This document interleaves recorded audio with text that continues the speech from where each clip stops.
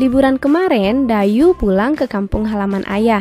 Dayu sangat menikmati perjalanannya karena pemandangan sepanjang jalan begitu indah dan menyegarkan mata. Di kiri dan kanan jalan terdapat pohon-pohon yang membuat udaranya terasa segar. Namun kita harus berhati-hati karena jalannya berliku-liku. Ketika jalan dibuat berliku, sebenarnya jarak dan waktu yang kita butuhkan bertambah. Begitu juga kecepatannya pun akan berubah. Pada kondisi ini, mobil mengalami percepatan, yang artinya gerak benda adalah gerak lurus berubah beraturan atau GLBB. Lain halnya ketika mobil melaju di jalan tol yang lurus dengan kecepatan konstan. Mobil tidak mengalami perubahan kecepatan. Pada kondisi ini, gerak yang dialami mobil adalah gerak lurus beraturan atau GLB. Jadi, gerak lurus terbagi dua, yaitu gerak lurus beraturan atau GLB dan gerak lurus berubah beraturan atau GLBB. Sebelum kita membahas GLB dan GLBB, apakah teman-teman tahu apa itu gerak? Benda dikatakan bergerak jika benda tersebut mengalami perubahan kedudukan. Besaran yang sering dipakai dalam gerak misalnya jarak, yaitu panjang seluruh lintasan yang ditempuh benda. Perpindahan merupakan perubahan kedudukan awal dan akhir suatu benda. Untuk lebih paham beda jarak dan perpindahan, teman-teman perhatikan ilustrasi berikut. Seseorang bersepeda sejauh 3 km ke arah timur, lalu kembali lagi sejauh 2 km ke barat, maka jarak yang dialami orang tersebut adalah 3 km ditambah 2 km sama dengan 5 km. Untuk menentukan jarak, kita tidak memperhatikan arah ya teman-teman. Sedangkan perpindahannya 1 km. Karena setelah bersepeda sejauh 3 km, orang tersebut kembali lagi 2 km. Sehingga perbedaan kedudukan awal dan akhir orang tersebut adalah 1 km. Jadi, untuk menentukan besarnya perpindahan, kita harus perhatikan besar dan arahnya. Selain jarak dan perpindahan, besaran yang sering digunakan dalam gerak lurus yaitu kelajuan, kecepatan, dan percepatan. Sekarang kita bahas GLB. Sesuai namanya, GLB atau gerak lurus beraturan adalah gerak benda yang lintasannya lurus dengan kecepatan tetap.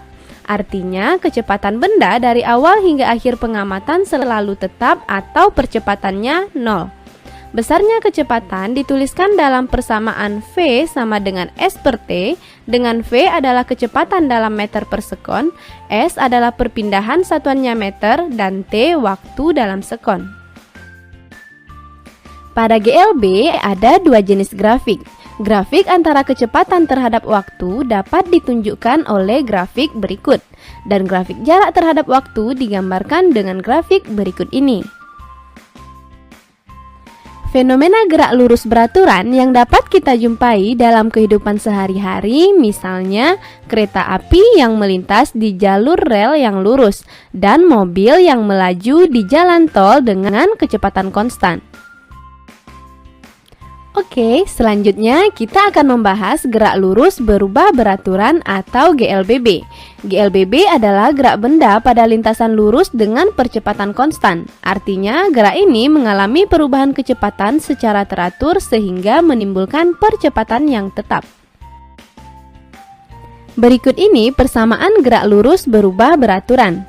Persamaan yang pertama, VT sama dengan V0 tambah A kali T. Persamaan yang kedua, S sama dengan V0 kali T tambah setengah A kali T kuadrat.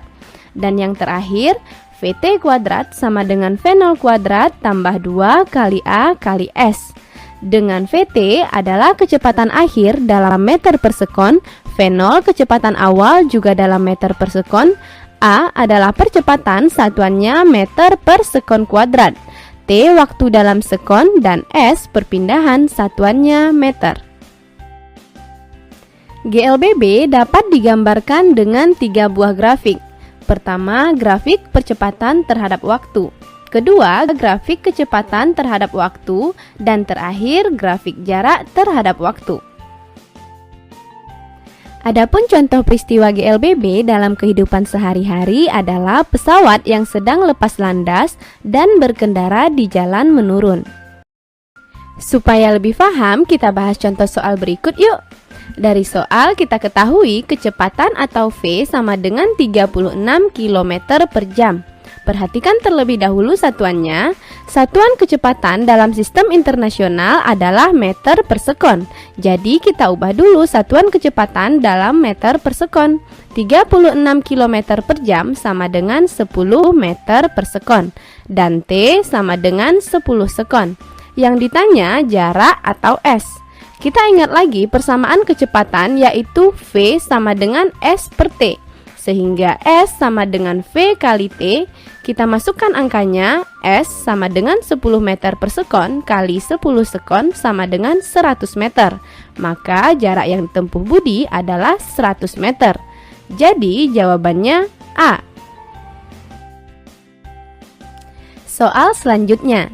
Sebuah mobil bergerak dari keadaan diam, artinya V0 sama dengan 0. Mobil tersebut mengalami percepatan tetap 4 meter per sekon kuadrat.